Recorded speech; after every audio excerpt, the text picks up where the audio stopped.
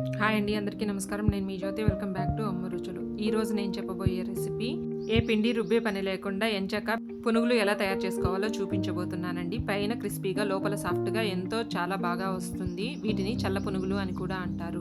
ప్రాసెస్లోకి వెళ్ళిపోదాం. ముందుగా ఒక కప్పు పుల్లటి పెరుగును తీసుకొని ఉండలు లేకుండా బాగా కలుపుకోవాలి.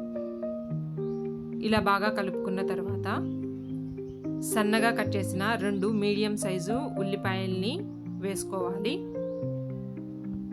సన్నగా కట్ చేసిన 2 పచ్చిమిరపకాయ ముక్కల్ని వేసుకోవాలి. సన్నగా కట్ చేసిన కొత్తిమీర తరుగును వేసుకోవాలి.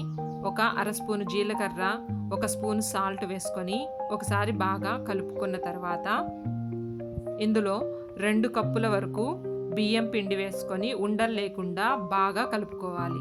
అవసరమైతే కొంచెం నీళ్లను కూడా వేసుకొని ఇలా పునుగు పిండిలాగా కలుపుకోవాలి.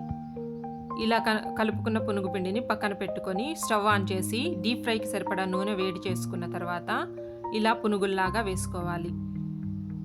వెంటనే కలుపుకోకుండా కొంచెం ఫ్రై అయిన తర్వాత అటు ఇటు కలుపుకోవాలి. ఈ ప్రాసెస్ అంతా మీడియం ఫ్లేమ్లో చేసుకోవాలి.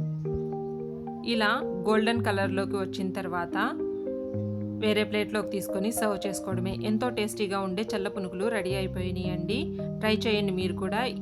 ఈ వీడియో కనుక మీకు నచ్చినట్లయితే మన ఛానల్ని సబ్స్క్రైబ్ చేసుకోండి, లైక్ చేయండి, షేర్ చేయండి. Please subscribe to my channel.